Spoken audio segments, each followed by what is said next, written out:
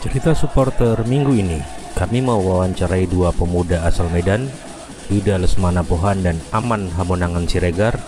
Mereka punya cara unik untuk mendukung timnas U19 bersepeda 724 km dari Pitsanulok, Thailand menuju Yangon, Myanmar. Pasti banyak keseruan yang didapatkan selama perjalanan tersebut. Apa saja itu? Langsung saja cek cerita supporter minggu ini bersama dua orang keren asal Medan tersebut.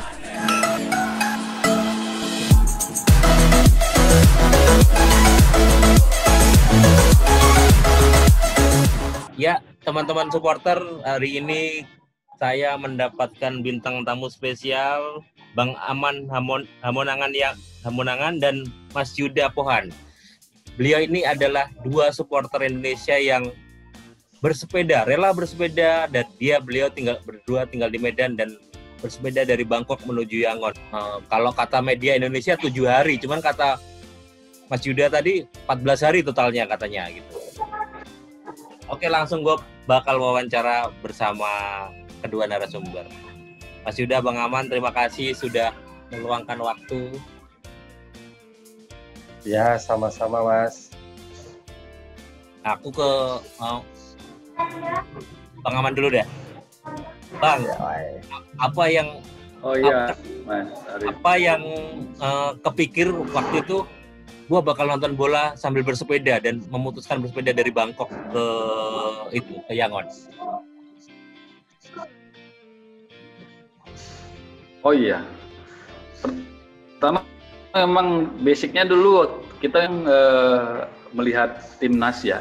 Tim U19. U19 itu kok mainnya bagus ya pada saat itu ya, ada nggak salah itu ada Evan Dimas. Andik ya. Evan Dimas. Evan Dimas ya. Nah pada saat itu. Jadi kebetulan karena permainan timnas yang begitu menarik, kami pengen sekalian jalan-jalan sekalian melihat tim kita yuk buat support mereka biar semangat gitu. Jadi kita beberapa kali juga pernah ngubungin di Myanmar, cuman nggak connect. Ada beberapa kali saya email tapi nggak terlalu connect, makanya lebih connect ke media itu pada saat di sana ya. Maksudnya pada saat kita nyampe di sana baru media itu, ternyata ada yang goes gitu. Kalau dari awal kita sudah ada rencanain, saya juga ada beberapa buat tulisan untuk nyambung ke wartawan. Cuman pada saat itu mungkin karena kita memang berdua aja, dianggap belum connect. Nah ketika sampai di Yangon nggak salah sama Mas ketemu, waduh saya juga terharu gitu, rame disambut teman-teman supporter gitu, Mas.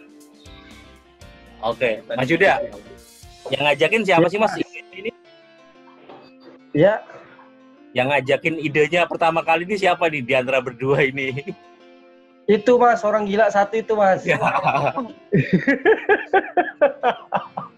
Jadi kita kemarin itu, saya kemarin tuh baru balik ya dari Nepal ya. Saat itu Bang Aman ngajak tuh waktu saya di Nepal, ayo balik kita nonton sepak bola nih, menarik nih katanya. Kita goes dari Bangkok ke Myanmar gitu. Jadi ayolah gitu, daripada biasa kita main di kota-kota Medan ya gitu. Jadi Bang Aman kan udah main banyak di beberapa negara juga. Saya coba untuk pertama kali untuk goes di luar negeri itu bareng Bang Aman. Sebenarnya saya banyak dituntut sama Bang Aman, Mas. Gitu. Sempet takut nggak? Kalau Bang Aman tadi Mas Yuda bilang udah pengalaman ya. Mas Yuda sendiri kan dituntun kan. Sempet takut nggak? Maksudnya bisa nggak ya gue takutnya ngerepotin atau gimana gitu? Kalau sebenarnya pada dasar untuk ngerepotin sih saya rasa tidak. Artinya sebenarnya di bumi ini dengan iklim yang sama antara Bangkok dengan Indonesia tuh, dengan kita wilayah Sumatera Utara kan itu bicara dekat ya, sama iklimnya. Jadi saya rasa tidak takut. Cuman pasti ada masalahnya makanan dengan bahasa, itu paling utama kan. Karena bicara makanan kita ya harus hati-hati juga. Kadang-kadang kita mungkin berbeda, ada yang bisa masuk di lidah, ada yang tidak.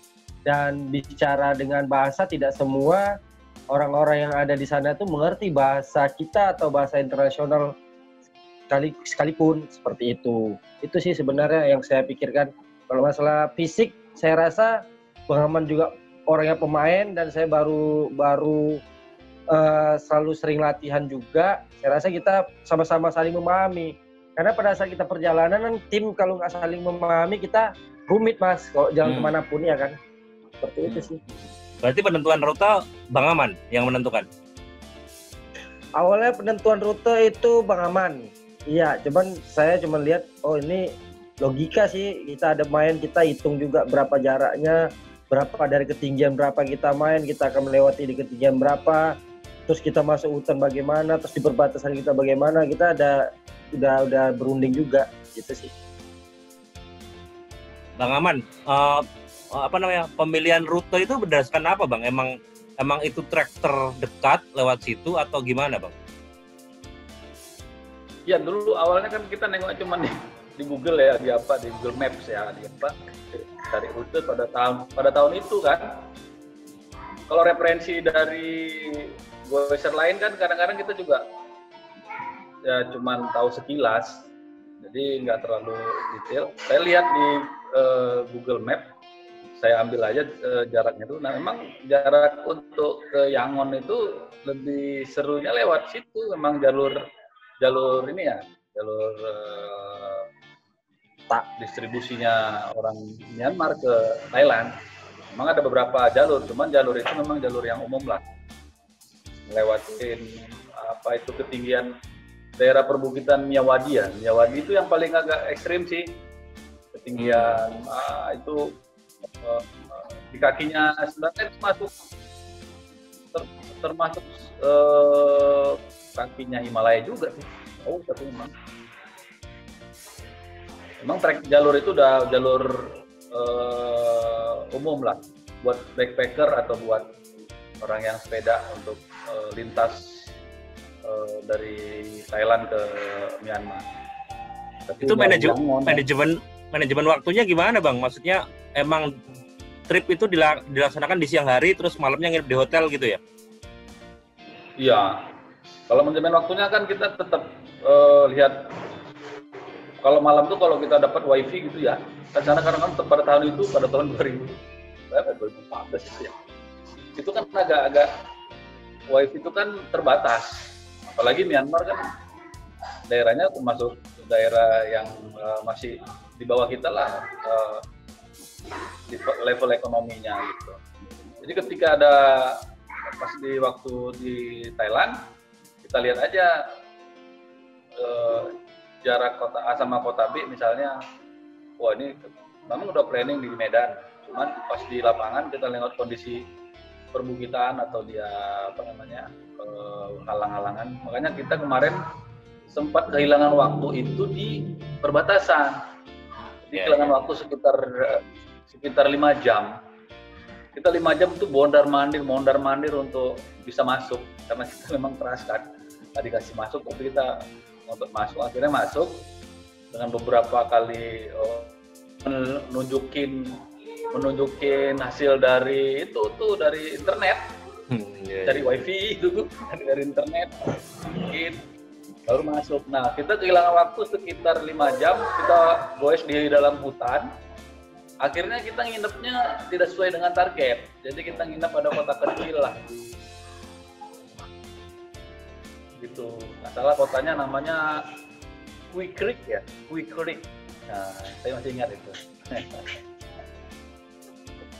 Mas Yuda, sebagai yang maksudnya junior gitu, terus di imigrasi tadi ketahan oleh nggak boleh masuk gara-gara visa kan, kalau semua saya baca, terus di tengah hutan, perasaannya gimana? Sempet ngedrop pengen, gue balik aja deh, sempet gitu nggak Mas? Pikiran gitu nggak? Nggak, jadi waktu di perbatasan kita ingat itu cuman masalah komunikasi, karena setahu kita juga di Medan udah pas saat kita berangkat hubungan bilateral antara Indonesia dan Myanmar tuh udah dibuka gitu. Jadi saat itu hubungan udah dibuka, dan di wilayah Thailand itu tidak mengetahuinya dan dia tidak tahu.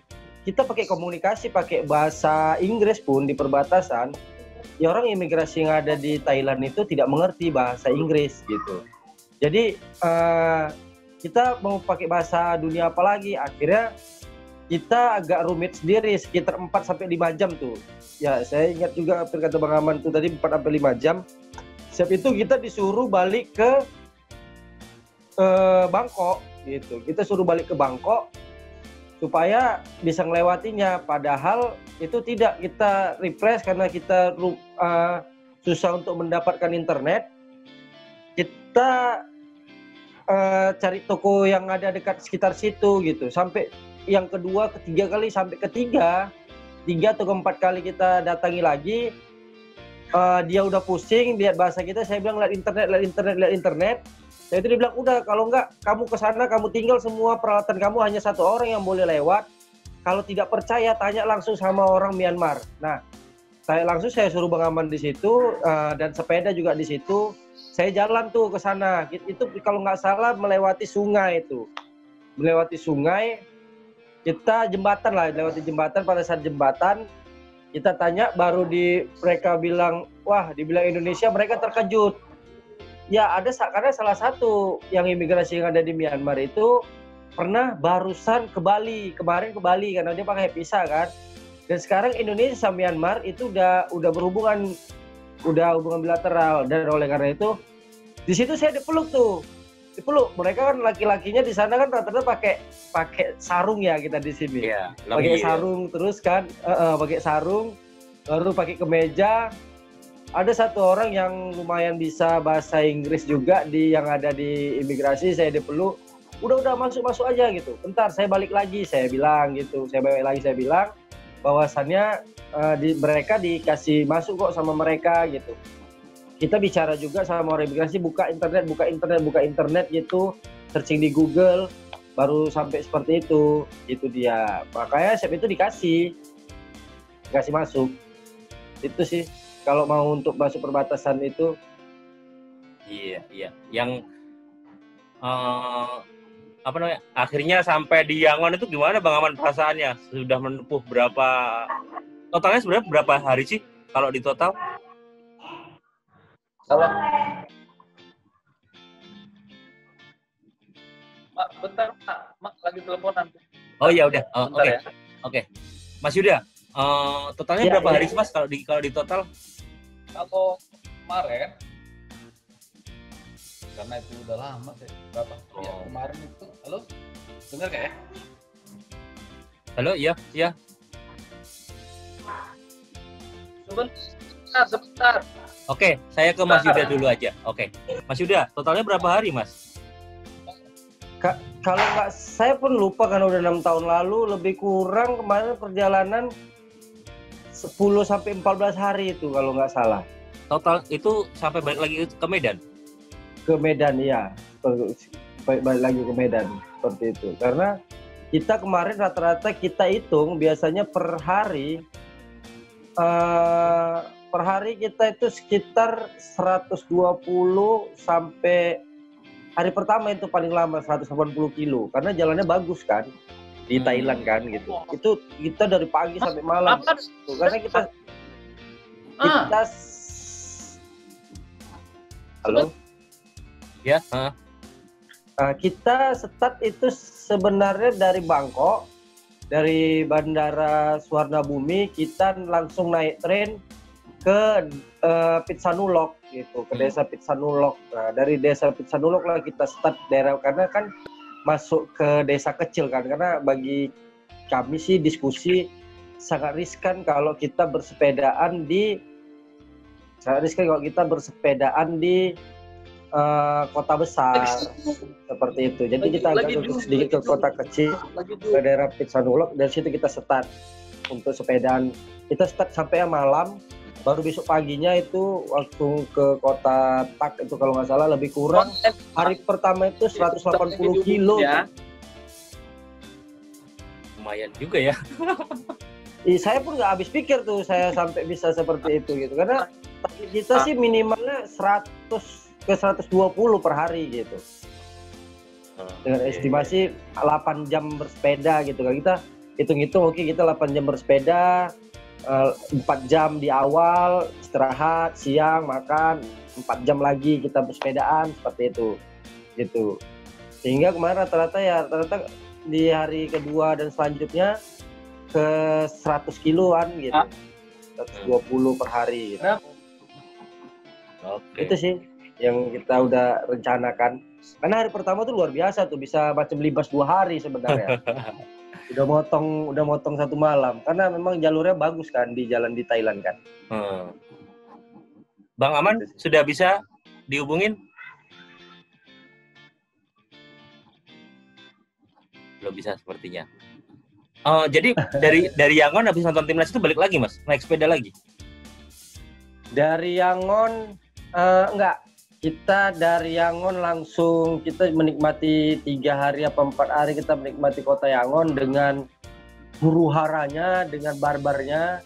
Bagaimana kita menikmati bisnya Yangon seperti apa sih gitu, kota seperti apa, mungkin nggak ngerti itu gimana bisnya itu. Emang ya, itu melebihi bis Medan, itu luar biasa itu, saya bilang nggak ada kalah-kalah itu PSN Ferias itu lah. Ada yang gantung, keren lah itu. Makanya dari situ kita memang target kita kemarin hanya untuk menikmati sepak bola, kita finish di situ untuk melihat. Pas pula targetnya kita sampai gitu. Pas ya. Pas sekali memang. Karena pun kita agak kewalahan tuh nyari tiket. Iya, agak. Karena emang kita pun nggak ada kepikiran juga ada orang Indonesia yang nonton, supporter rupanya ramai juga. Iya, kita nggak ada kepikiran itu Mas, kayak itu. Bang Aman, kendalanya apa Bang ketika di perjalanan itu? Selain cuaca mungkin ya? Ya, kalau kendala sih sebenarnya memang kalau di Myanmar sebenarnya kita ada 2 kali masuk ke Mayuda situ. Yang pertama yang ke bordernya India malah. Yang ke Yangon itu kendalanya sih kita paling di border doang sih. Di border. Terus kalau di jalan itu paling ya makanan. Kita waktu milih rumah makan atau milih nyari makan itu gimana caranya ya gitu supaya bisa makannya, kan kita muslim nih ya, cari yang halal gitu kan. Jadi kayak sambal teri itu bawa dari Medan?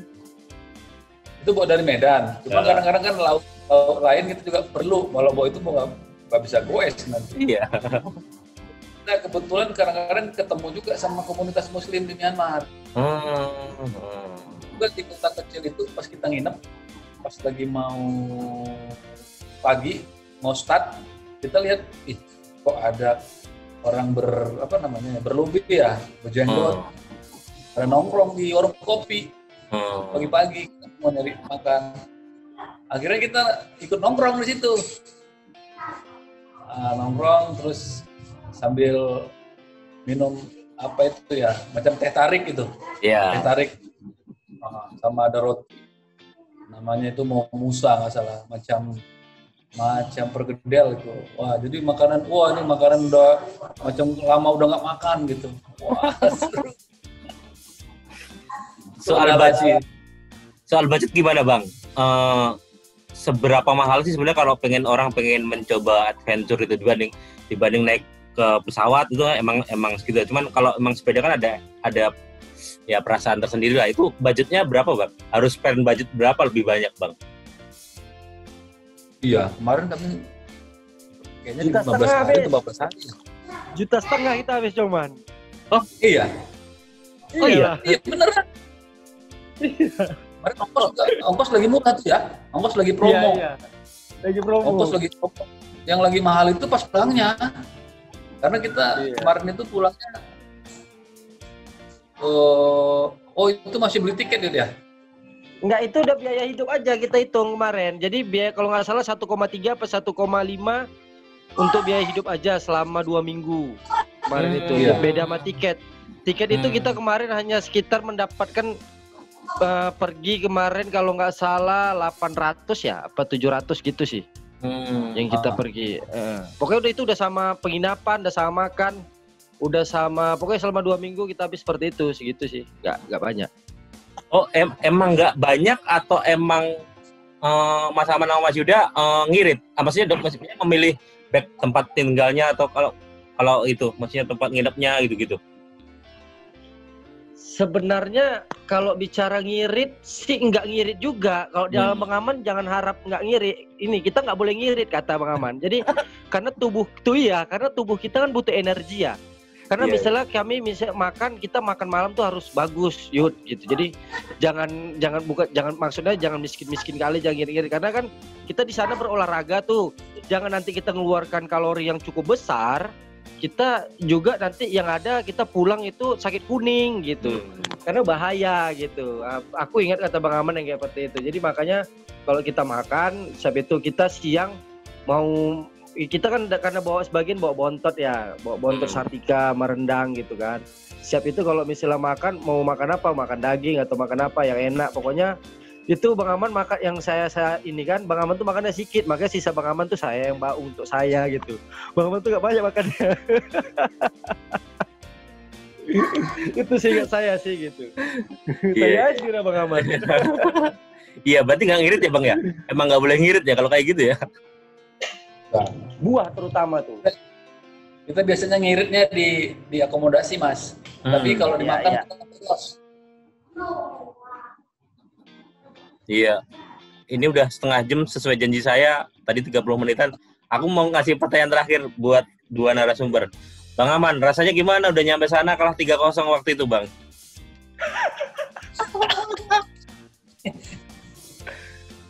Betul itu kemarin waktu kalah itu sama Uzbekistan. Australia. Oh, Australia. Sama Australia. Kita mau nonton yang kedua kalinya itu jadi aduh gimana nih. Kan setelah itu masih ada perjuangan lagi ya. Betul sebenarnya sih kecewa.